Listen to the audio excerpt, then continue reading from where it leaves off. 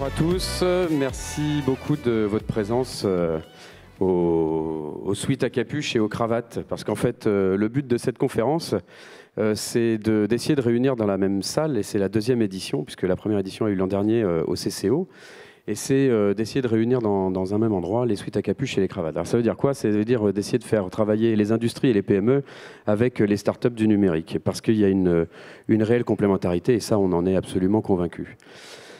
C'est né, cette conférence et ce sujet, il est né dans un Starbucks à San Francisco avec mon cher ami Ludovic Simon, où on s'est dit qu'il fallait absolument se faire rapprocher ces deux mondes, parce qu'on a l'intime conviction qu'on ne peut pas subir la crise comme on est en train de la vivre aujourd'hui, et que d'une part, il y a deux choses, il y a deux éléments. C'est que les startups, pour fonctionner, elles ont besoin de clients. Elles ont besoin de clients pour vivre, beaucoup plus que de business angels. C'est d'abord par le modèle économique et par les clients qu'elles vont réussir à mobiliser. Et puis la deuxième chose, on en est convaincu, c'est que les entreprises, aujourd'hui, de par leur histoire, de par leurs investissements, de par parfois leur bureaucratie ou leur structuration, il est beaucoup plus difficile pour elles de rentrer dans l'innovation de rupture, et que potentiellement, les startups sont une vraie voie d'innovation aussi pour les entreprises. Donc voilà pourquoi on vous invite les uns et les autres à vous regarder et à vous dire, tiens, on pourrait peut-être se rencontrer prochainement pour avancer ensemble. Donc pour en parler, c'est pas moi qui vais en parler le mieux, ce sont mes invités. Donc je vais appeler dans l'ordre Aurélie Barbeau, qui va animer cette session, qui est journaliste à l'Usine Nouvelle et que je remercie vivement d'être avec nous. Ensuite, donc c'est Jean-François Gendron qui va nous rejoindre sur la scène, qui est le président de la CCI Nantes-Saint-Nazaire. Christophe Clergeau, qui n'est pas rentré par la bonne porte, mais qui va monter sur scène par ici, et qui est donc premier vice-président de la région Pays de la Loire, et qu'on remercie également d'être avec nous. Laurent Manac, qui dirige le pôle E égale MC2 et qui pilote l'IRT Jules Verne. Voilà.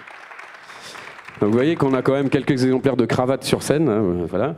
Et puis on a quand même quelques suites à capuche, on en a deux. Donc Adrien Suire de la société Kivivo, le CEO et fondateur de la société Kivivo, et Julien Devade, qui est le CEO et cofondateur de Joule. Et on va commencer par une petite vidéo de Gilles Babinet, qui nous a fait le plaisir qui devait être là et qui malheureusement ne peut pas être là, mais en tout cas il nous a accordé une interview en exclusivité et qui va introduire la session. Gilles Babinet. Ce qui caractérise le fait qu'en fait on vit une révolution industrielle, c'est le fait qu'elle entraîne tout. Et à ce titre, ce n'est pas une mutation passagère, c'est une révolution industrielle et sociétale. Et ce que l'on voit, c'est que finalement on peut prendre à peu près tous les segments économiques, tous les secteurs d'activité et également des enjeux comme par exemple la vie de la cité et la régulation démocratique, on s'aperçoit qu'il y a un impact du numérique. Et c'est ça d'ailleurs qui me fait penser que c'est une révolution industrielle. C'est le propre des révolutions, c'est qu'elles emmènent un peu tout avec elles. Il n'y a pas de segment qui reste à l'écart de ça.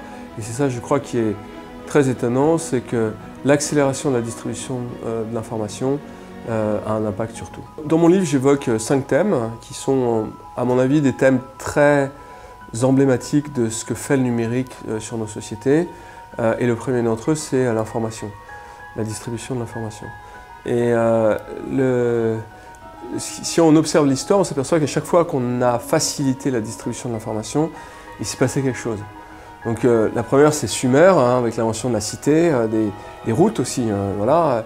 Et on voit bien que cette organisation a eu un impact important sur l'humanité, puisqu'on est passé de populations nomades à des êtres sédentaires.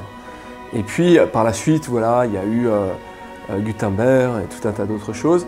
Puis là, il y a quand même un élément qui est l'accélération extrêmement notable de la capacité à distribuer de l'information à coût marginal, et c'est ça qui entraîne tout. Donc ça, je passe beaucoup de temps là-dessus parce que je pense que c'est ce qui entraîne le reste, et j'explique que ça a deux natures. Ça a une nature de l'information qui est créée par les robots, les ordinateurs, etc., et qui communiquent entre eux, et qui créent de l'information de qualité.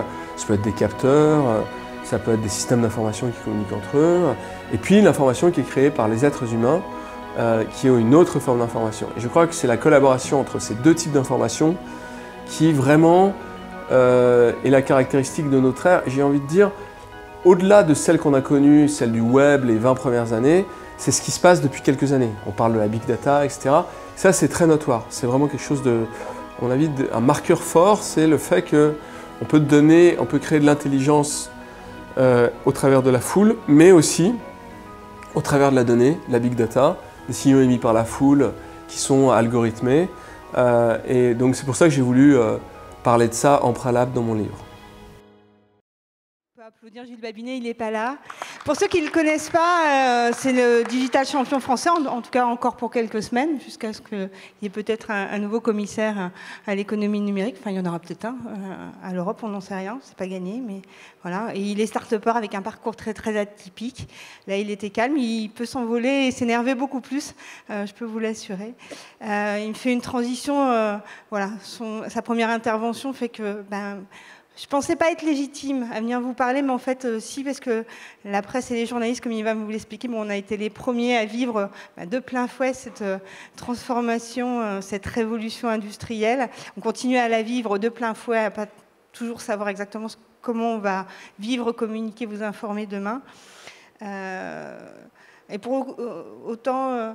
voilà, les journalistes ne font rien, font juste transmettre de l'information, essayer d'analyser. L'usine nouvelle fait la transformation numérique un de ses cœurs de sujets prioritaires. Il y a un an, on a même lancé une chaîne web qui s'appelle l'usine digitale, qui est devenue un vrai web magazine. Il y a une rubrique dédiée à l'usine nouvelle et des dossiers. Et alors, c'est peut-être pour ça que je suis là. À la fin de l'année dernière, on a titré un grand dossier, 50 startups qui vont tuer votre business.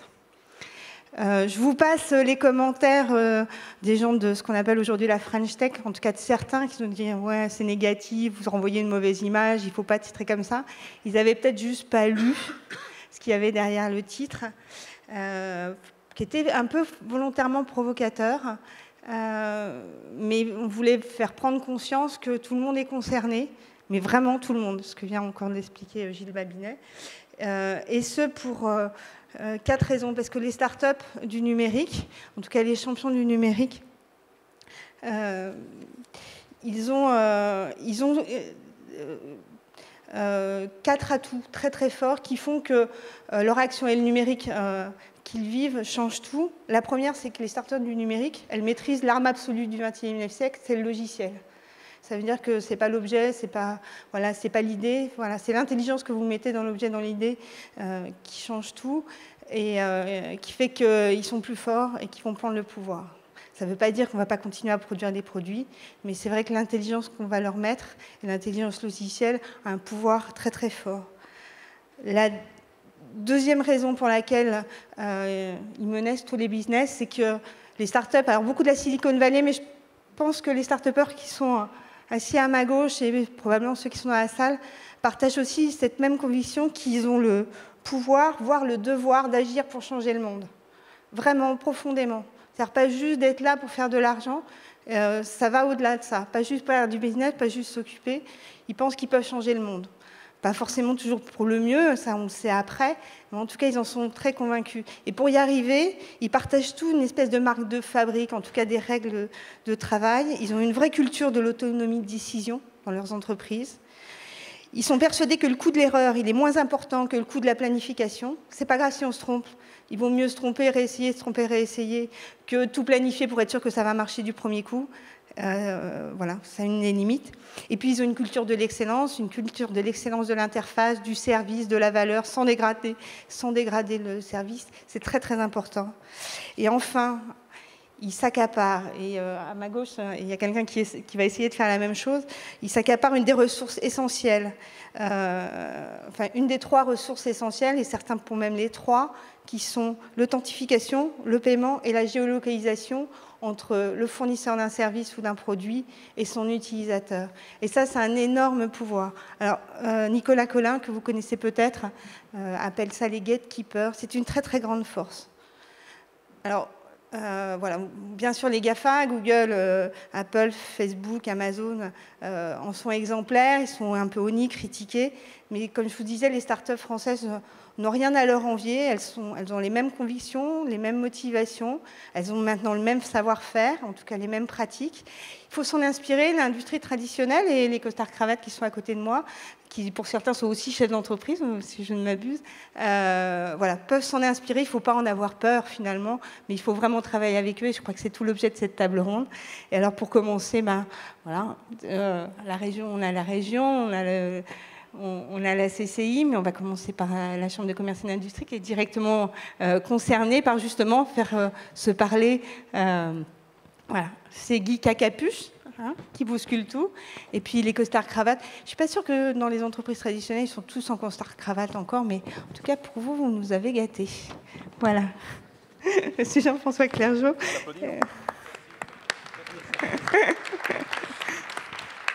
Je vous laisse la parole. Merci. Donc, oui, j'ai mis ma cravate aujourd'hui, je n'avais pas le choix.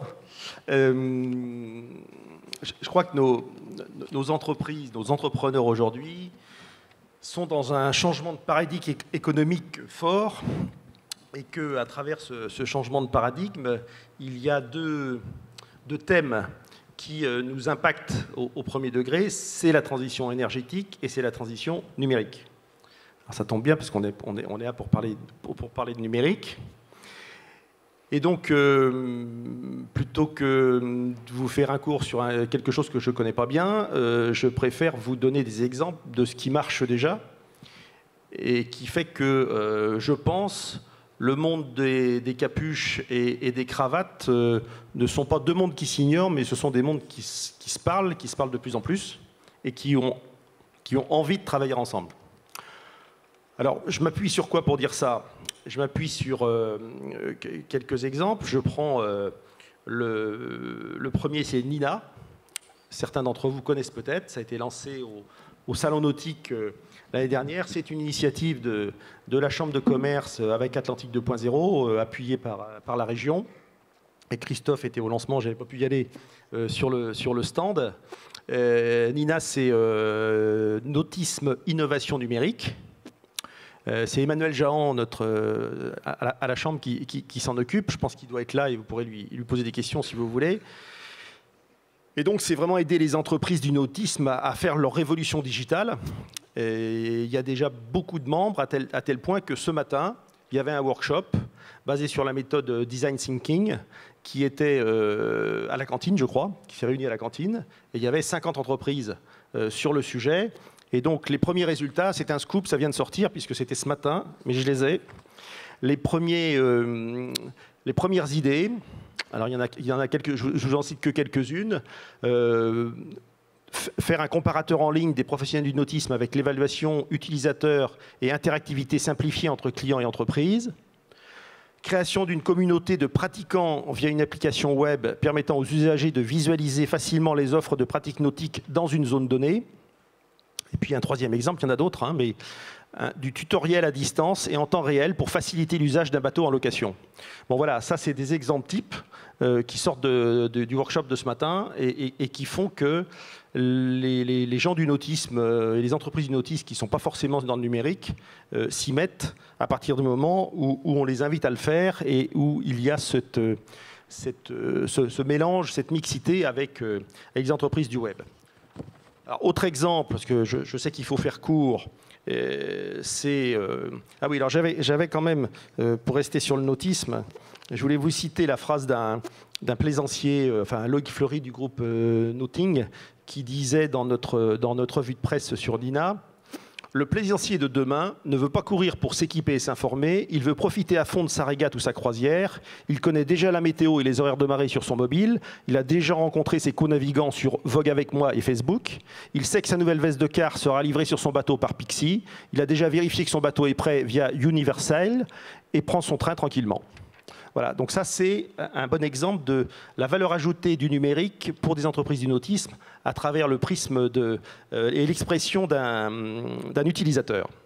Autre exemple, donc, à travers les MOOC. Je suppose que vous en avez parlé ce matin et que vous en reparlerez peut-être cet après-midi. Et j'en cite un parce que c'est une initiative qui vient de se faire ici à Nantes, c'est avec l'école centrale et SpeechMe. Alors SpeechMe, c'est la belle start-up d'une certaine Nadjet Fellash qui est dans la salle, parce que je l'ai vu tout à l'heure, qui est complètement axé sur les MOOC. Et donc c'est un MOOC qui est à la disposition, qui va être à la disposition des salariés des entreprises, quel que soit leur poste et leur âge, pour mieux appréhender les outils et les usages du numérique. Donc je crois que ça se fait sur 9 mois, en partenariat avec l'entreprise. Mais bon, ça encore, c'est un truc génial, je pense, qu'il faut citer. Puis le dernier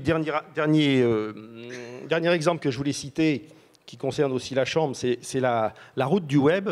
Alors là, c'est le gros sujet avec nos commerçants sur le territoire. Les commerçants avec leur commerce et le e-commerce, qu'est-ce que ça donne? Qu'est-ce que ça donnera demain? C'est très compliqué. Je crois que c'est un bel enjeu. Nous allons essayer d'y travailler. Enfin, on y travaille déjà avec la cantine Atlantique 2.0. Mais je pense que les capuches peuvent nous aider vraiment pour être des citoyens de ce monde de demain et faire en sorte que nous ayons encore des commerces physiquement parlant dans nos villes qui s'appuient sur le e-commerce plutôt que d'avoir des déserts en centre-ville parce qu'ils n'auront pas su franchir cette étape. Donc ça, je crois que c'est important aussi et c'est un beau sujet, je pense, que le commerce et le e-commerce pour les commerçants. Voilà, donc tout ça pour dire que, à travers nos quelques expériences, nous, en tant que Chambre de commerce, on s'aperçoit qu'on fait se rencontrer des gens entre eux qui n'auraient pas eu forcément l'occasion de le faire et que donc, à travers le numérique, on a aussi la richesse humaine de l'échange grâce au numérique. Donc ça, je trouve ça formidable. Et puis, j'espère que les chambres de commerce et d'industrie seront encore là demain pour pouvoir continuer de faire cela, puisque c'est assez compliqué au niveau national aujourd'hui avec un certain monsieur Montebourg et consorts. Merci. Merci à vous.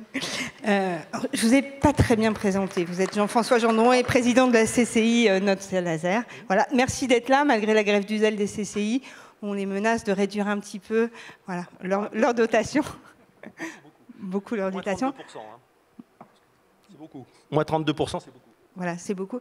Juste une question quand même. Qu'est-ce que vous pourriez dire aux geeks, à Capuche, pour les motiver à venir collaborer avec les commerçants pour lesquels vous êtes très inquiets? Est-ce que des lieux, des animations, on a vu des workshops, des MOOC, mais voilà, qu'est-ce qui pourrait faciliter ou inciter les geeks à venir, peut-être... Oui, en 1 minute. Nous pensons que... J'ai déjà été trop long ? Nous pensons qu'il faut aller vers les gens pour qu'ils viennent vers nous et que malheureusement, on a déjà parlé notamment avec Adrien Poggetti, etc. C'est pas facile de faire venir des commerçants à la cantine numérique, par exemple. Même si elle est très sympathique, qu'elle est super et que toutes les capuches la connaissent et l'adorent. Et donc, il faut qu'on aille vers les autres. Donc, on appelait ça la route du web parce qu'on va essayer d'être très mobile sur le sujet.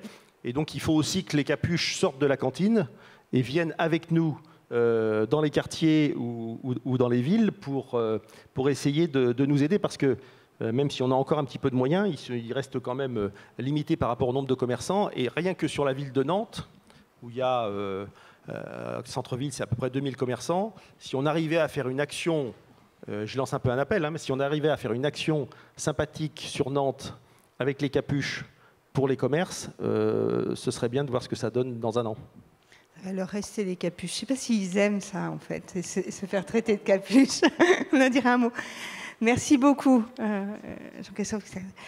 Je vais passer la parole à Christophe Clergeau, qui est donc premier vice-président de la région Pays de la Loire. Alors après, pareil, les régions, elles sont un peu bousculées, mais enfin, vous allez être épargnés sur... passez là sur la carte, en tout cas pour l'instant. Hein. Voilà. Alors vous, qu'est-ce que la région peut faire pour faire se rencontrer ou s'aider à se rencontrer ces deux mondes qui sont obligés de collaborer et qui n'ont pas forcément ni les mêmes valeurs, ni le même tempo? Rebonjour à toutes et à tous. Déjà, vous avez vu, c'est pas juste parce que nous, on joue le jeu, on vient avec des costards et des cravates et eux, ils mettent même pas de sweat à capuche. Bon. Et merci à Jean-François, effectivement, d'être là malgré la grève du zèle. Donc, il y a aussi un écosystème, donc on continue à discuter ensemble. Mais je ne dis pas ça par hasard parce que pour faire se rencontrer ces mondes-là, il faut d'abord un climat de confiance. Et je pense que c'est extrêmement important. Il faut créer les conditions d'un dialogue qui soit un vrai dialogue, de rencontre, d'ouverture et de volonté d'inventer ensemble des solutions nouvelles. Alors, on est face à un phénomène dont vous avez rappelé l'enjeu et l'ampleur. Et nous, notre défi, c'est un défi de masse et un défi de rapidité. L'exemple du e-commerce, mais tout le tissu des PME, 30 000 PME, 150 000 entreprises en tout dans la région des Pays de la Loire. Si on n'en touche que 30, 50 ou 100 dans une logique exemplaire, il ne se passe absolument rien. Donc de la même manière qu'on demande à toutes les entreprises de se positionner sur la transition énergétique et sur la RSE, est-ce qu'on peut amener toutes les entreprises à se positionner dans leur réflexion stratégique sur le numérique ? Donc ADN Ouest a commencé à travailler avec la CCI sur une notion de diagnostic numérique pour toutes les entreprises, un outil très très simple qui permet à l'entreprise de se positionner, de dire « là j'ai un besoin ». Et alors après, comment la rencontre va se faire ? Sur une base très libérale, pour moi qui suis socialiste, parce qu'il y a des affaires à faire ensemble. Si les entreprises dites classiques comprennent qu'elles ont une obligation de se positionner, soit pour ne pas disparaître, soit pour innover et inventer de nouveaux produits, la rencontre se fera, et nous, il faudra qu'on facilite le fait qu'elle se fasse le plus possible en local, que ce soit une vraie économie circulaire autour du numérique, où la réponse aux besoins des entreprises du terrain permette aussi de mobiliser les start-up et les entreprises du numérique ici. Donc ça, pour moi, c'est le premier levier. Le deuxième levier, c'est que les réseaux structurés travaillent ensemble. Quand il y a les associations du numérique d'un côté, les pôles, les clusters, l'IRT de l'autre, ils ont des moyens, des ressources pour monter des projets, qu'ils montent des projets ensemble, que nous, on pourra accompagner sur des développements de nouveaux concepts, de nouveaux produits. Et ça nous amène aussi à la question de l'industrie 4.0. Alors pourquoi je termine par là ? Parce qu'il y a bien sûr tout le champ de l'économie qui est très large, des services, de l'économie de proximité. Et là, on a déjà des belles réussites, parce que dans le domaine du numérique, Fair Booking, c'est quand même une initiative née à Nantes et qui est en train de donner une grande claque à tous les réseaux prédateurs sur les outils numériques qui prennent 20 à 30% de marge. Et donc on se réapproprie le numérique au service des hôteliers. Donc ça, on sait faire. Mais on doit faire la même chose du côté de l'économie productive. C'est-à-dire si on n'a pas la capacité à faire prendre le tournant de la digitalisation à l'ensemble du tissu des PME industrielles, on va être totalement largué par ce qui se passe actuellement en Allemagne ou aux États-Unis, pour donner que ces deux exemples. Je rappelle que lors du dernier voyage à San Francisco, on allait visiter un site de R&D de GE, 600 ingénieurs, il paraît qu'ils sont 1000 maintenant en 6 mois, plus d'1 milliard de dollars d'investis en 3 ans, pour un centre de R&D qui fonctionne à la fois en ligne et en mode start-up, uniquement sur la question de l'Internet industriel, uniquement sur la question des capteurs, des données, comment on peut utiliser les données pour améliorer le process industriel.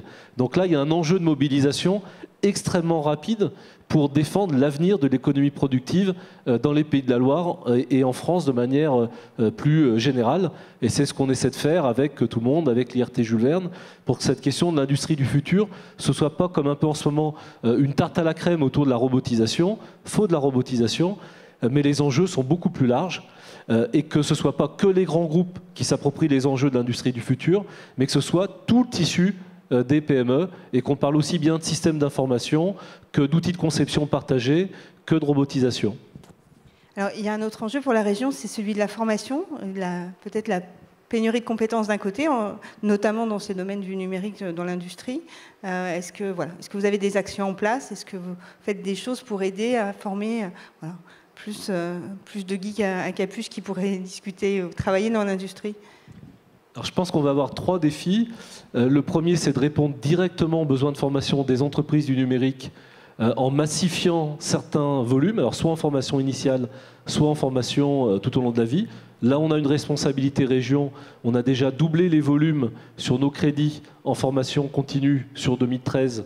Et on a un prochain rendez-vous début juillet avec ADN Ouest qui, pour le compte de l'Alliance Ouest Numérique, mène ce travail sur la relation emploi-formation pour qu'on voit comment il faut faire évoluer l'offre de formation initiale et continue en apprentissage sous statut scolaire. Et puis, de plus en plus, il va falloir des doubles cursus ou des doubles cultures dans les formations. Des gens qui ont à la fois une compréhension du monde numérique et de ses enjeux, et à la fois une compréhension des autres modèles économiques. Et ça, je pense qu'il faudra le faire d'abord à partir de la mobilisation des outils de la formation professionnelle, qu'on peut faciliter, nous, régions, mais qui sont d'abord entre les mains des partenaires sociaux. Et on est, je pense, victime en France de toutes ces branches professionnelles juxtaposées qui saucissonnent un paysage où tous les enjeux sont transversaux. Donc comment est-ce qu'ensemble on va remettre de la transversalité dans le monde de la formation continue pour mettre l'accent, oui, sur tel et tel métier, mais surtout sur la manière de s'approprier et de maîtriser les défis collectifs et ce métier indispensable dans les entreprises de structurer les interfaces, d'organiser les rencontres, de développer les doubles cultures, de développer un esprit d'hybridation et de transversalité, et pas seulement une logique tubulaire, chacun dans son métier, chacun l'un à côté de l'autre. Bon, il va falloir casser les silos aussi pour la formation professionnelle, c'est pas gagné. Non. En tout cas, merci beaucoup, Christophe, on peut l'applaudir. Juste avant de se faire peur à nouveau, parce qu'on va lancer la deuxième vidéo que nous a préparée Gilles Babinet, et là je crois que c'est le cri d'alarme. L'autre enjeu, qui est intéressant, c'est celui de la production. Et la production, pareil, on pourrait penser que les usines gigantesques qui produisent tous nos iPhones, etc., sont là pour durer, mais pour autant, d'une part, elles posent des problèmes importants, notamment de disparition du travail, puisqu'elles automatisent tout. Foxconn en premier lieu, donc l'usine qui produit nos iPhones, est robotisée. Ils mettent, je ne sais plus, je crois que c'est 17 milliards de dollars pour remplacer les gens par des robots. Et c'est plus, ce qui m'intéresse, c'est pas tant les problèmes sociaux que ça va créer en Chine, mais plus la symbolique que ça porte, de la disparition du travail. Et je crois que ça n'est pas du tout une utopie, c'est quelque chose qui a une juste réalité, et je regrette que nos sociétés n'aient pas de réflexion à cet égard, parce qu'on va voir ça accélérer très très rapidement à court terme, et on devrait s'en préoccuper vivement dès aujourd'hui. L'autre aspect qui est intéressant et qui est d'ailleurs lié, c'est l'émergence de modes de production alternatifs. Je pense à l'open source, au Fab Lab, à toutes ces notions. Et il est bien difficile aujourd'hui de prévoir l'impact qu'elle pourra avoir à moyen terme, mais on ne peut que souhaiter et espérer que ce soit celui de la micro-informatique. Donc c'est quelques personnes qui au départ ont porté une vision, celle de désintermédier les grands équipementiers informatiques et de faire en sorte de créer un segment qui est l'informatique personnelle. Et bien là, on a la même chose à l'égard de la production personnelle. Et à une échéance qu'il est difficile de prédire, il n'est pas du tout impossible qu'on relocalise de la production, soit de produits de haute technologie, soit de médicaments, soit d'aliments, à des niveaux très locaux, avec évidemment des externalités positives nombreuses en termes sociaux, en termes d'environnement en particulier.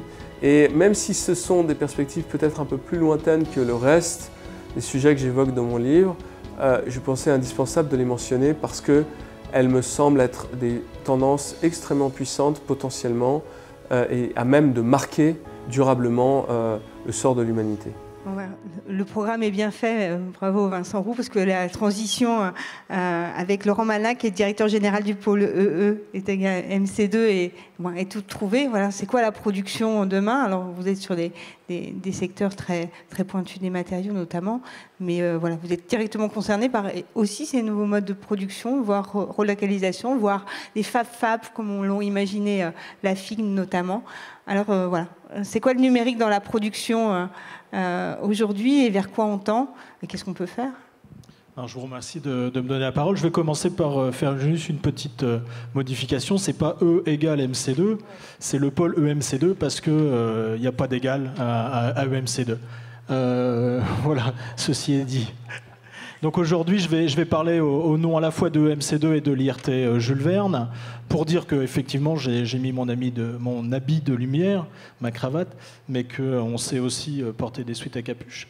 On utilise les comptes Twitter, par exemple. Donc moi, ce matin, j'ai vu le clin d'œil de Christophe suite au cadeau à la ministre. Alors j'ai demandé à mes équipes de m'en faire un pour cet après-midi. Et donc j'offre à Christophe l'éléphant Nantec, donc fait sur nos machines. Bon, on l'a fait à la mode design thinking, donc on a utilisé des ciseaux et un petit peu de scotch pour mettre IRT Jules Verne en couleur derrière, mais l'esprit est là. Moi, je trouve très intéressant l'intervention de M. Babinet, parce que par son analyse numérique, il arrive au même résultat que nous, à savoir que d'une part, on doit se préoccuper de l'humain, de la personne, et que d'autre part, on a une mission à relocaliser la production en France.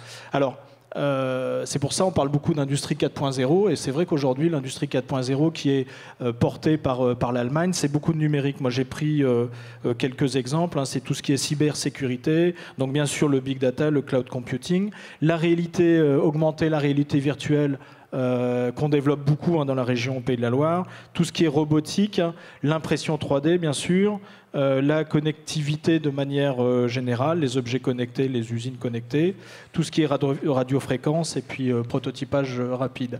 Nous, ce qu'on souhaite faire, c'est l'industrie 5.0, c'est-à-dire l'industrie allemande, mais avec ce qui nous différencie en France, c'est-à-dire une part humaine importante, et puis ce qui nous différencie dans l'ouest de la France, un savoir travailler ensemble, un partenariat. Et c'est pour ça qu'aujourd'hui, on cherche à travailler encore plus avec le monde du numérique. Sur cette usine du futur, nous on met l'accent, alors on travaille sur un certain nombre de sujets, mais on met par exemple l'accent sur la cobotique, qui est la collaboration entre l'homme et le robot. Parce que le robot n'est pas toujours destiné à remplacer l'homme, il est là aussi pour aider l'homme. Il y a aujourd'hui en France quand même un vieillissement de la population, il y a des métiers qui sont physiquement difficiles. Comment on fait avec des exosquelettes par exemple pour que l'opérateur sur le terrain puisse être soulagé dans certaines tâches de manutention. Donc c'est ces problématiques-là sur lesquelles on travaille. Dans le même temps, bien sûr, la production, les industries vont chercher à travailler avec le monde numérique. Et dans la réalité, c'est des objectifs qui doivent être vus dans les deux sens. Une production en France, dans nos régions, doit pouvoir aussi apporter au monde du numérique. Récemment, j'ai rencontré Eric Carrel, donc de la société WeThings, qui travaille sur les objets connectés, le plan industriel. Et une des problématiques des objets connectés, c'est la propriété intellectuelle et les risques qu'on a de se faire pomper les outils, les dispositifs par les Chinois.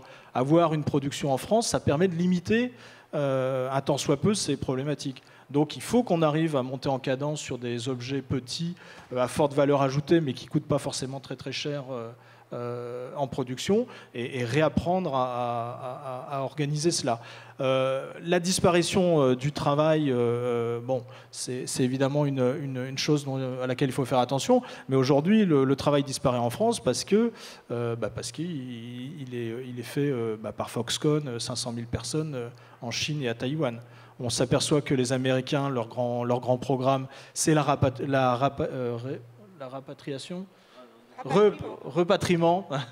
rapatriement, pardon, des emplois aux États-Unis, bring jobs back to America, comme ils disent. Je pense que c'est un des sujets sur lesquels nous on doit travailler et pour lesquels on doit percoler avec le monde du numérique. Alors pour ce faire, donc le pôle de compétitivité EMC2 lance tous les ans un appel à projets pour les PME pour aider à monter et accompagner des projets d'innovation collaborative.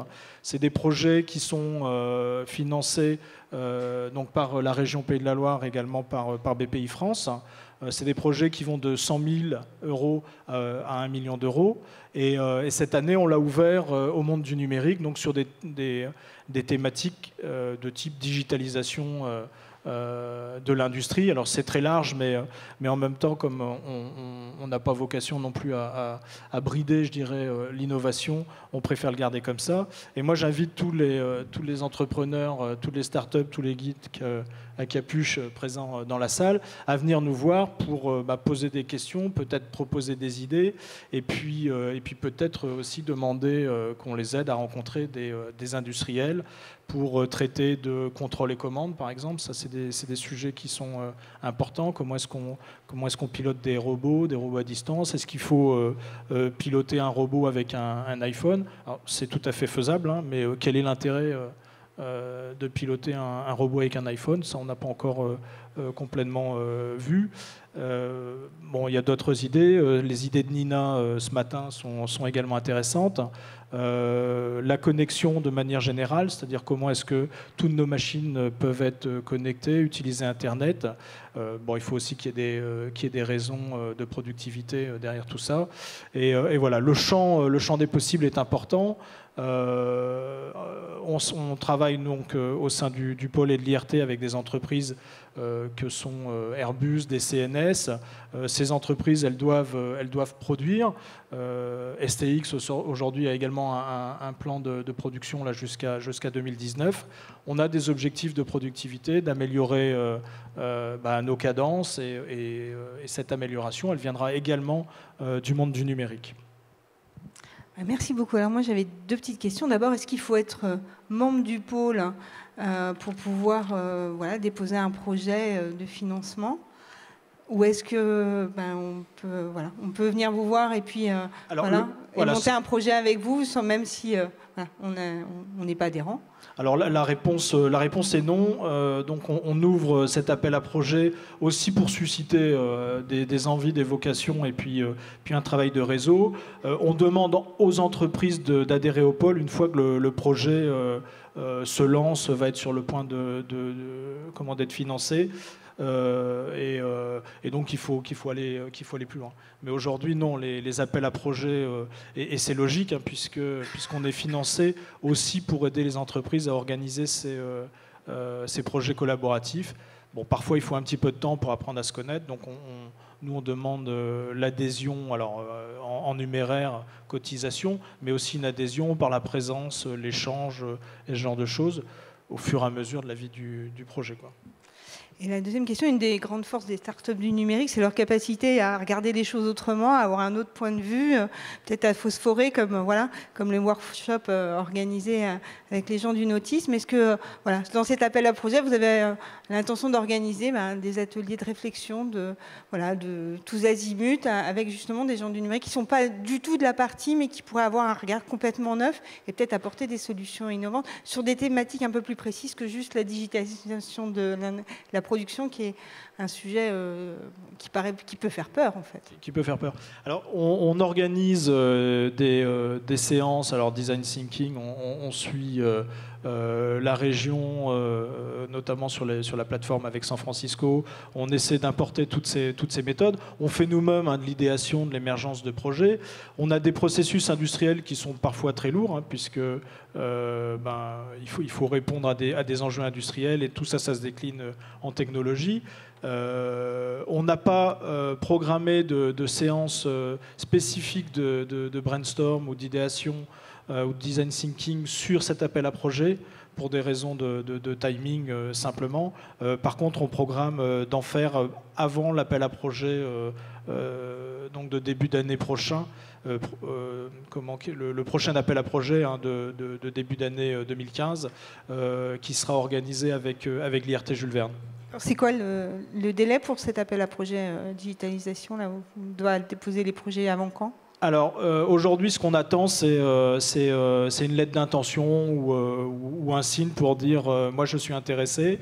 On va traiter, donc c'est au courant du mois de juin, donc là il n'y a pas de temps à perdre. Hein. L'appel à projet a été ouvert fin avril. On l'a fait circuler, Vincent, auprès des adhérents d'Atlantique 2.0. Aujourd'hui, l'idée, c'est plutôt de faire signe et de prendre contact. Ensuite, on se donne 2-3 mois là, pendant l'été pour organiser le consortium, formaliser le sujet, organiser les work packages. Il y a un travail de finalisation qui se fera au mois de septembre. Et ensuite, on présentera les projets à la région et aux financeurs de manière à pouvoir embrayer. Donc on est sur un timing assez court parce que les PME ont souvent besoin, et les startups également, d'avoir des temps de réponse raccourcis par rapport à ce qui se fait sur les FUI ou sur les autres appels à projets qui sont peut-être un petit peu plus lourds. Et puis on profite de l'été, puisqu'on sait que les startups ne travaillent pas l'été, donc on a... Non, c'est pas ça. Merci beaucoup en tout cas, pour ces initiatives et votre et intervention. Christophe qui doivent nous quitter. Et donc, pour aller Oui, alors rejoindre les une autre costards réunion. cravates, ils ont des impératifs, voilà, donc ils doivent partir. On les remercie encore. On va parler d'EMR. Voilà. Pardon. Nous allons parler d'EMR à la région. Énergie marine renouvelable.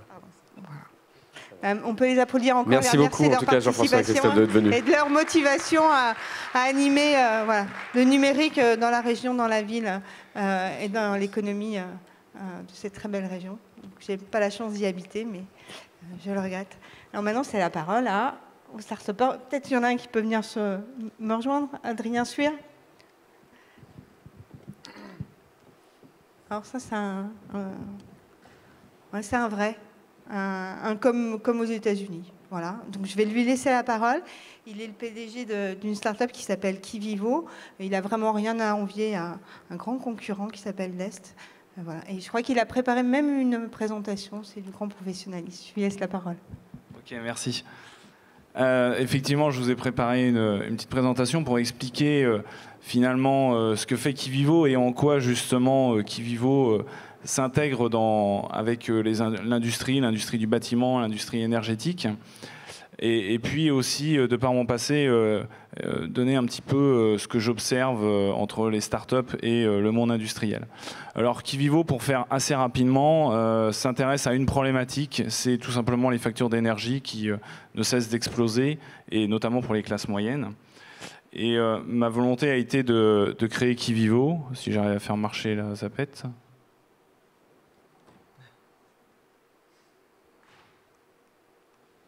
Non. Bon, la technique ne marche pas.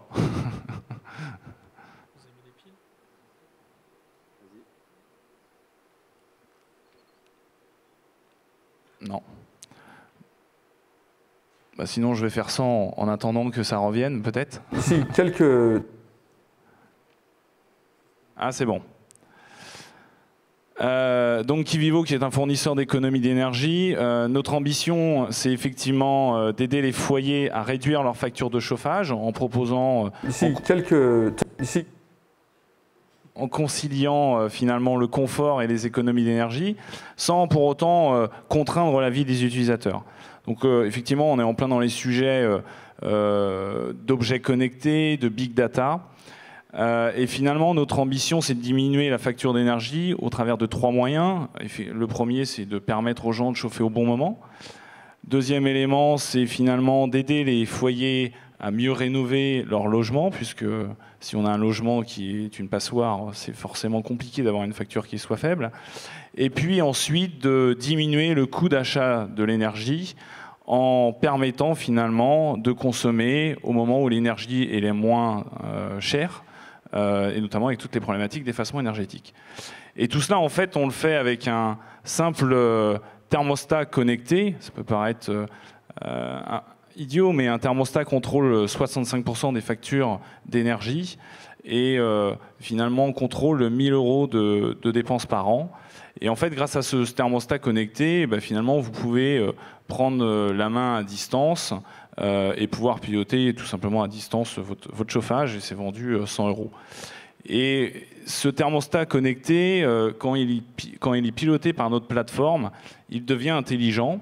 Alors un thermostat intelligent, c'est un thermostat qui finalement, vous n'avez plus besoin de programmer, vous n'avez plus besoin d'essayer de comprendre comment votre logement fonctionne, etc. Il est complètement autonome et permet de réduire votre facture de chauffage jusqu'à 40% si vous n'avez pas de thermostat à la base. Et finalement, notre réflexion, au-delà de faire un simple thermostat intelligent, qui effectivement se met en face d'un concurrent comme Nest, a été plutôt de s'intéresser à comment on peut aider l'industrie du bâtiment et l'industrie énergétique, enfin des fournisseurs d'énergie notamment, à intégrer ce type de techno.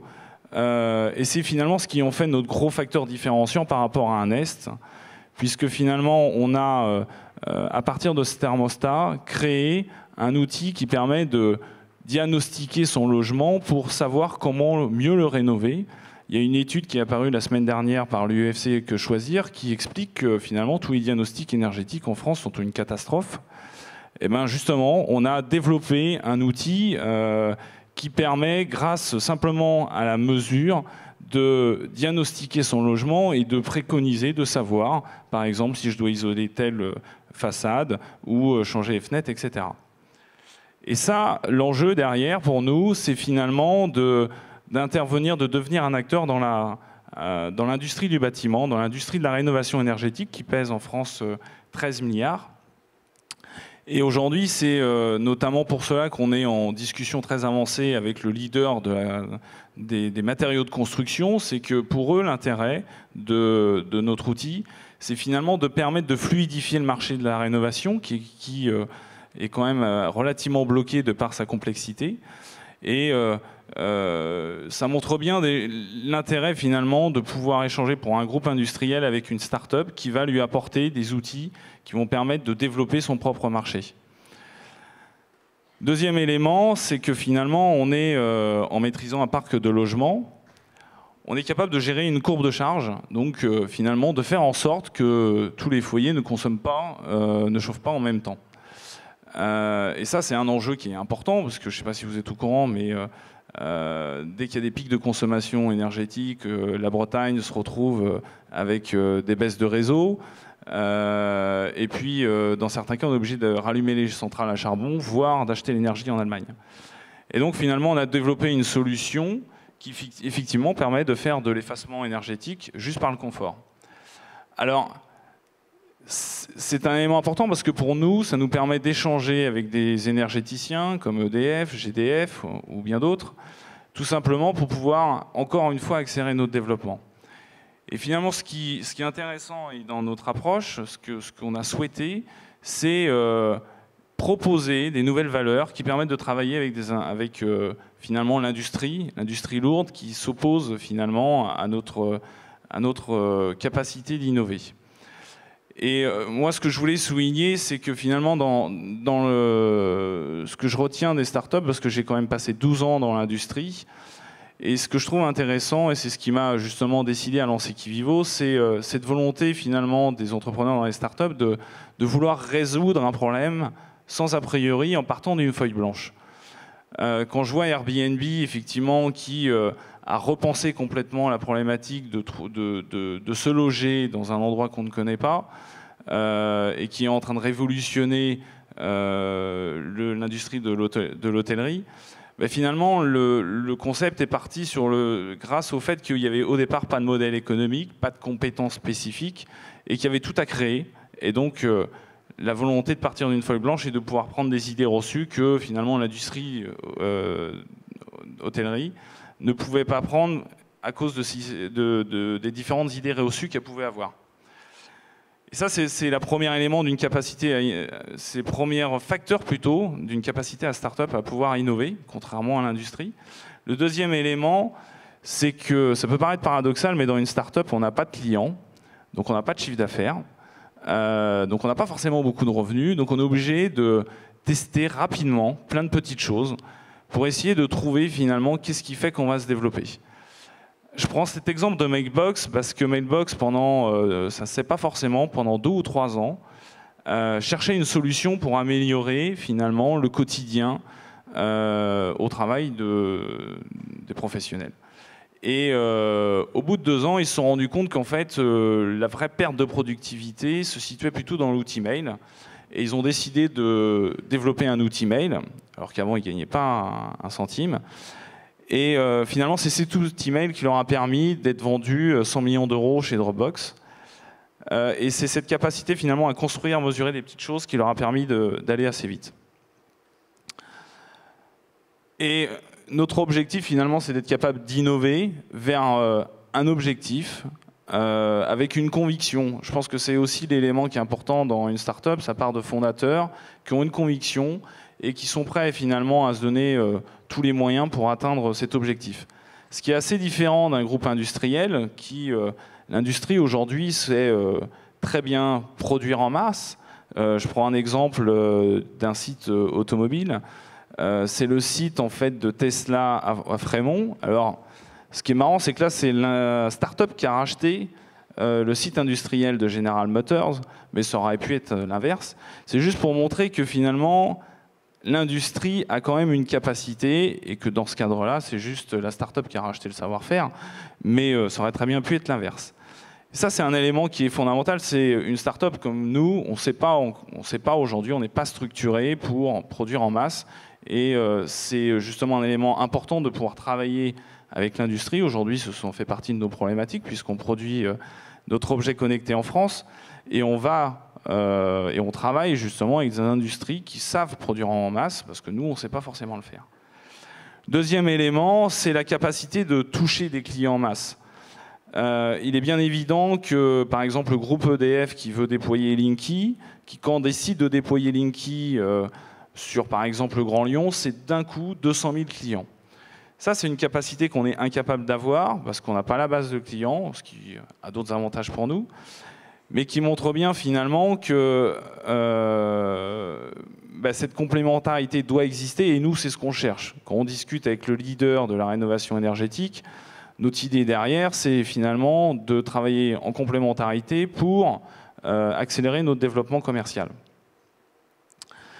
Et puis je terminerai par, ça c'est pour revenir justement sur plutôt l'approche du groupe industriel, qui est plutôt une sorte de paquebot qui sait déployer efficacement, qui sait avancer de manière efficace, mais forcément avec une agilité qui reste complexe. Et je terminerai par finalement Google, parce qu'en fait la vraie question que je me suis posée, c'est quand je vois les rachats que fait en ce moment Google qui est un petit peu le leader de l'industrie du web, et qui déjà n'est plus une start-up aujourd'hui, on voit ces derniers temps a pris l'habitude de racheter à des valorisations qui sont très importantes des start-up. Et finalement, est-ce que c'est pas une forme d'humilité de Google de vouloir se dire finalement je suis plus forcément à même d'innover. Pourtant, l'innovation est majeure. Je le prouve en valorisant des Waze de 3 milliards ou même simplement mon concurrent Nest 3,2 milliards. En se disant c'est pas la valeur financière de la société, puisque pour connaître bien les chiffres, notamment de mon petit concurrent, ça vaut pas 3 milliards. Par contre, est-ce que cette capacité d'innovation, c'est pas ça que rachète Google et finalement investit dans ce domaine? Et c'est en ça que je suis assez convaincu que finalement Google est peut-être le meilleur exemple pour montrer que l'industrie et les groupes industriels doivent collaborer. Merci beaucoup, Adrien. Je peux l'applaudir parce que il fait un travail de journaliste. Hein. Vous avez fait un cours sur, en tout cas, une très belle analyse sur les qualités des startups, leurs atouts, et puis la difficulté de passer à l'échelle, d'industrialiser. Vous avez à côté de vous quelqu'un si vous ne vous connaissez pas, avec qui vous pouvez parler, puisque... Ouais, ça je me doutais bien. Voilà. Mais alors du coup, vous allez vous chercher à vous faire acheter et pour passer à autre chose et continuer à innover, ou est-ce que vous avez quand même la volonté d'aller jusqu'à l'échelle et de vous confronter à l'industrialisation et à la grande distribution? Alors aujourd'hui, on a fait l'industrialisation, mais pour répondre à la question plus générale de se faire acheter, c'est pas du tout le débat. Le débat, c'est plutôt de montrer que l'échange entre les startups et les groupes industriels sont nécessaires et doivent être encore accélérés. Après, je pense qu'à un moment, la question que se pose tout entrepreneur, c'est est-ce qu'il prend du plaisir et est-ce que finalement, par ses propres moyens, il a la capacité, la surface financière de pouvoir amener son idée plus loin. Et si on regarde par exemple les rachats de Nest par Google, finalement la vraie réflexion qui s'est posée à un moment, c'est de se dire mais est-ce que tout seul, j'ai la capacité à aller porter la vision que j'ai, ou est-ce que finalement, j'ai pas l'intérêt de le faire avec un groupe qui pourra m'apporter, je dirais, un savoir-faire, une capacité à aller plus loin. Merci beaucoup. Vous avez quand même une belle transition avec notre autre patron de start-up qui n'en est pas forcément à son coup d'essai et en plus qui a une double casquette parce qu'il a travaillé longtemps dans un très grand groupe, à moitié privé en plus parce que c'était la SNCF, donc avec des capitaux de l'État. Donc vous avez une double expérience de ce que c'est que la planification, les contraintes d'un côté. Je vais en dire un mot d'ailleurs, oui. Vous êtes patron, Julien Deval, vous êtes patron d'une start-up qui s'appelle Joule. Alors, Joule, c'est les initiales du prénom des 4 cofondateurs. Vous allez nous expliquer ce que vous faites. Et en plus, vous avez de très belles histoires de collaboration, en tout cas très bien initiées avec l'industrie. Donc là, on n'est pas du tout dans le modèle, les concurrents... on ne va pas les citer, mais qui cherchent plutôt à brider de l'innovation des startups, mais plutôt qu'on trouvait tout l'intérêt de travailler avec vous et de nous raconter comment ça s'est passé. Ok, merci Aurélie. En effet, je suis cofondateur et président de Joule, une startup spécialisée dans la géolocalisation temps réel et qui développe des applications pour répondre ou tenter de répondre aux 2 questions que vous entendez tout le temps dans la rue quand vous vous déplacez ou dans le bus. La première, c'est t'es où? Et la petite sœur, c'est où? Et voilà, notre objectif, c'est de répondre à ces questions avec nos applications. Alors, avant, je voulais vous faire un petit aveu quand même, mes collaborateurs le savent. D'habitude, j'ai certes un jean pourri et un t-shirt vieillot, parfois une polaire, mais je n'ai jamais mis de sweat à capuche, Vincent. Jamais. Bon, ceci étant dit, on est bien au départ une start-up orientée code, recherche et développement, etc. Et notre enjeu, c'est bien de sortir du labo, de sortir des algorithmes et de nous confronter à la réalité. Et c'est un peu les rencontres avec les industriels qui vont nous aider à opérer cette transition. Et c'est notre actualité d'aujourd'hui. Alors je vais illustrer à travers 2 témoignages. Le premier, c'est à travers notre application phare qui est ZenBus, une application qui permet de voir en temps réel sur votre smartphone la position précise des bus de votre ville. Alors j'ai une petite illustration qu'on peut peut-être projeter si la technique suit. Alors d'habitude, je le fais en temps réel. Vous pouvez télécharger ZenBus et vous verrez la démo en temps réel sur votre smartphone, enfin les bus qui bougent pour de vrai. Mais avec les problèmes de réseau, au bout de 2 ans, on s'est dit non, il faut toujours avoir une vidéo de secours parce que la démo live, ça ne marche pas. Mais parfois la vidéo non plus. Alors on va laisser tomber la vidéo. Elle va arriver. Bon, de toute façon, elle peut tourner la vidéo pendant que je continue. ZenBus, donc ça permet aux voyageurs, à ceux qui attendent leur bus, d'éviter de stresser sous la pluie en se disant mais oui, mon bus, je vois bien qu'il y a marqué 3 minutes, 4 minutes, mais c'est marrant, ça bouge jamais, et puis j'ai pas trop confiance. Et donc là, vous pouvez, avec cette application, voir plus loin, voir que le bus, en fait, il est derrière le pâté de maison, il est juste au feu rouge, et il arrive, donc pas de stress. Alors, oui, voilà, je vais raconter l'histoire avec les 30 secondes de vidéo qui tournent derrière. Donc ça c'est sur un format PC, mais c'est la même chose sur votre smartphone. Et vous voyez, quand vous êtes à Issy-les-Moulineaux, et quand vous vous baladez dans la ville et vous regardez votre smartphone en vous disant mon bus il devrait être là, je vois la pastille qui bouge devant moi, où est-ce qu'il est? Vous levez la tête et pof, le bus arrive. On a une précision redoutable à 2-3 secondes. Bon.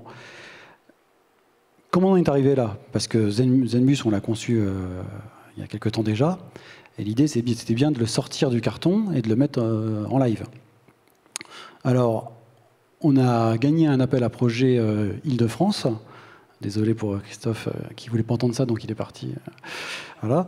Et avec une forte motivation d'ici les Moulineaux, ils ont dit allez, on met ZenBus dans notre ville. Donc ils nous ont, avec la RATP, parce que c'est la RATP qui opère les bus à Issy-les-Moulineaux, et ils ont dit on y va vite. Alors on avait 2 options. soit on allait se rencontrer avec le comité de direction de la RATP et planifier la stratégie à 5 ans pour voir dans quelle mesure on allait pouvoir déployer ZenBus. C'est une option qu'on n'a pas prise. Et une autre option qui était de rejoindre directement les équipes sur le terrain avec le management de proximité, les responsables de ligne, les conducteurs. On a pris l'appli, on est rentré dans le bus avec eux, on a montré que c'était simple, que ça marchait, parce que les conducteurs jouent un rôle clé dans l'affaire, puisque le système fonctionne avec une simple application qui est sur le smartphone du conducteur. Et ensemble, on a fait marcher le produit. Et voilà, aujourd'hui, ça marche tous les jours à Issy-les-Moulineaux. Alors, le pivot, le point clé, c'est démystifier, mais c'est surtout faire adhérer. Et l'adhésion, elle est venue très vite lorsque le conducteur s'est rendu compte que grâce à ZenBus, le voyageur, quand il arrivait dans le bus, il n'arrivait pas en l'engueulant parce qu'il avait 2 minutes de retard par rapport à un horaire théorique, mais il arrive en disant « Oh, c'est marrant, je vous ai vu arriver ». Et donc, tout d'un coup, la relation entre le client et le conducteur est différente. Et l'autre anecdote, c'est qu'on n'avait pas prévu, c'est que les conducteurs sont contents d'avoir cette application, parce que maintenant, quand ils font leur relève, ils attendent pour prendre le bus du collègue conducteur qui a déjà conduit pendant 6 heures, donc il prend le relais. Et avant, ils attendaient dans le vent, un peu comme tout le monde dehors, là, en dessous du hangar, là, au stand Intuiti. Là.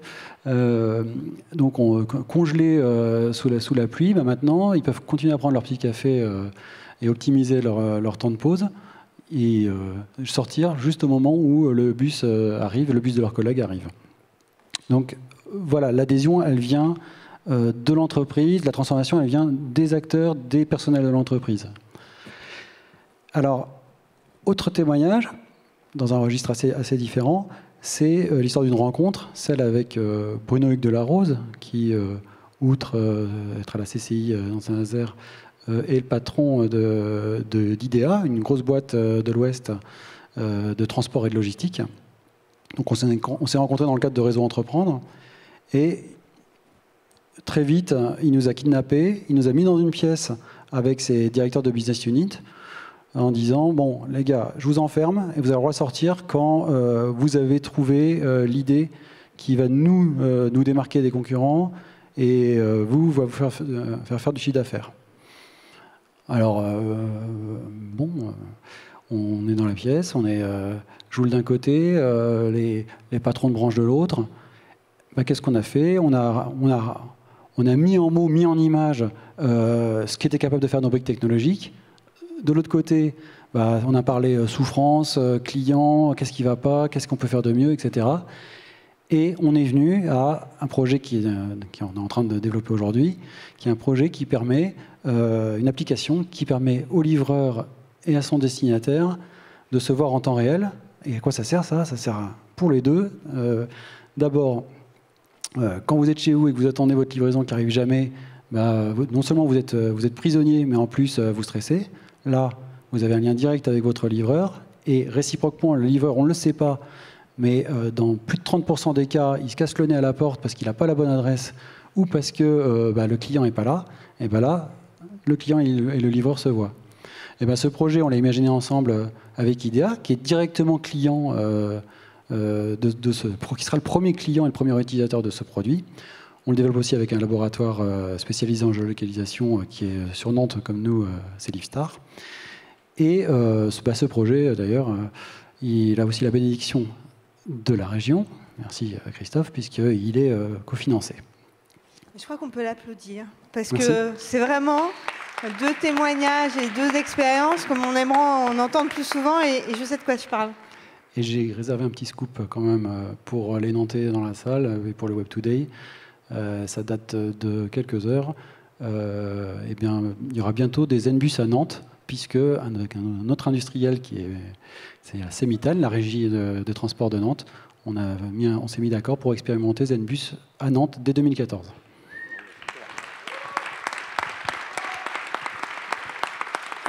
ça va être la star du Web Today. Alors moi, j'ai quand même eu la question embêtante, c'est des expérimentations. Est-ce que vous avez des bonnes raisons de penser que vous allez signer des contrats?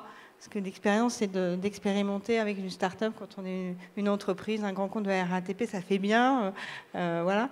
Quand il s'agit de passer à l'étape du contrat avec les achats, ça devient tout de suite plus compliqué. Alors, confiant? Alors, on en reparle dans un an sur cette scène. Mais non, très concrètement, moi, je dirais deux choses.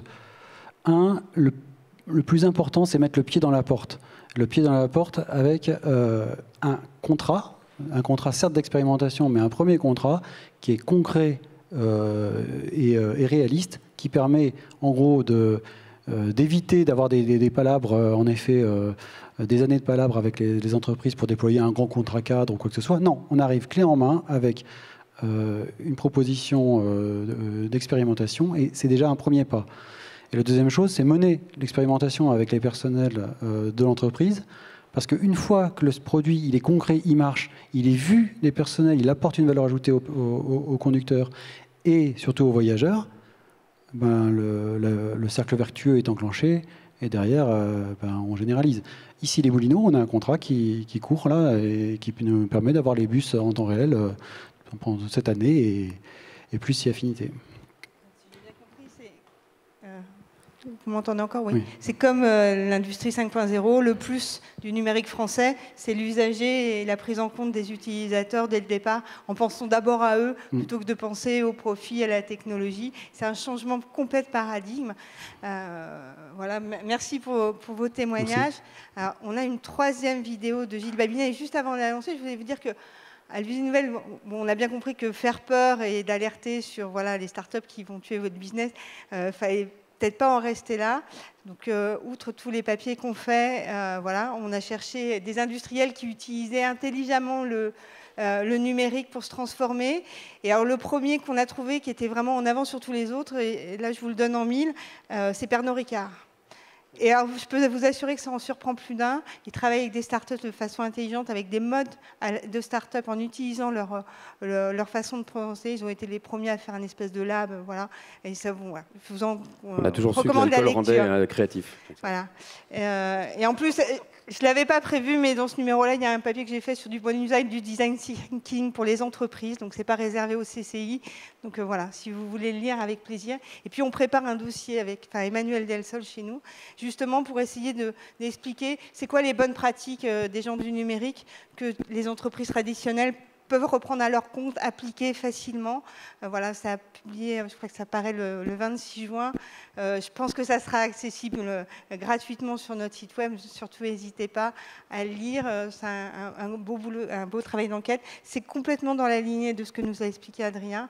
Voilà. Il y a des façons de faire qui sont différentes, mais qu'on peut s'approprier, qui ne sont pas incompatibles et qui permettent d'aller vite. Voilà. Merci beaucoup à eux. Et puis, encore la parole à Gilles Babinet. Juste avant que Gilles Babinet enchaîne, à qui on cédera la conclusion de cette conférence, ce sur quoi je voulais appuyer, c'était que vraiment, on appelle les industries, et aussi les startups d'ailleurs, à se décomplexer, à aller taper à la porte aussi des industriels, mais on appelle les industries à s'appuyer sur les startups pour produire leur propre innovation plutôt qu'à les combattre. Ça, c'est vraiment un élément fort. C'est pas deux mondes parallèles, c'est pas les uns contre les autres, mais c'est les uns et les autres ensemble, et les deux ont à s'apporter. Et d'ailleurs, dans notre région, et c'est un élément structurant et fort du dossier French Tech à Nantes, c'est de s'appuyer aussi sur les filières d'excellence que nous avons ici. C'est ce qui va aussi produire notre singularité. Et puis la deuxième chose, c'est que l'industrie, ce sont nos emplois aussi pour demain, parce que ce ne sont pas des services web stricto sensus qui vont créer des emplois, en tout cas pas suffisamment, et donc il faut vraiment s'appuyer là-dessus, c'est un élément important. Le deuxième enjeu, et c'est pour introduire un peu la vidéo de Gilles Babinet, c'est également que l'enjeu est à l'agilité de ces industries plus qu'à l'innovation de rupture. C'est pas forcément ça qu'elles doivent attendre d'elles-mêmes, mais à leur agilité. Et tout ça, ça viendra aussi de l'acculturation numérique, des ressources humaines. Donc ça aussi, c'est un élément fort sur lequel elles doivent réfléchir sur la montée en compétences des personnes qu'elles ont chez eux. Elles ne peuvent pas laisser la plupart des gens sur le bord de la route parce qu'elles ne sont pas digitalisées. Donc ça, c'est un autre élément. Enfin, je voudrais faire juste un petit clin d'œil à Christophe Huget, avec qui j'ai parlé ce matin et qui nous a fait l'amitié du coup d'être avec nous cet après-midi en annulant un rendez-vous parce que le sujet l'intéressait et puis parce qu'ils se sentent concernés. Et c'est JC Decaux, en fait, qui récemment à Aix-en-Provence vient de... Donc ça date d'hier, je crois, hein, c'est tout récent. A installé du mobilier urbain et qui s'appuie en fait sur des startups pour alimenter le contenu et les applications de ce mobilier urbain. Donc bravo aussi pour ça. Voilà encore un exemple de collusion entre ces deux mondes. Voilà, donc je laisse la conclusion à notre Gilles Babinet, qu'on espère du coup on aura notre invité virtuel. Voilà. D'ici quelques temps, je vais annoncer avec les Échos le ICAC, c'est le classement des sociétés du CAC 40 en fonction de leur agilité numérique. Donc on travaille là-dessus et l'objectif est évidemment d'aider à une prise de conscience de l'importance des enjeux du numérique par rapport à leur propre métier, quel qu'il soit. Voilà.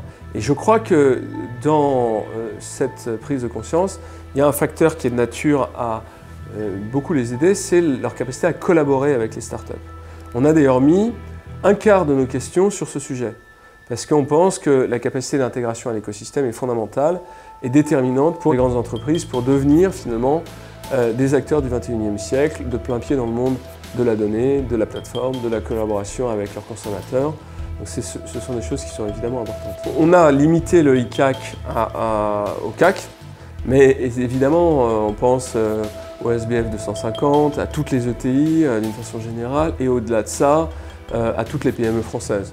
On s'est dit que si on finalement poussait l'État et les grandes entreprises à adopter une culture numérique, l'effet de contamination serait plus important que si une start-up dans un coin s'y mettait.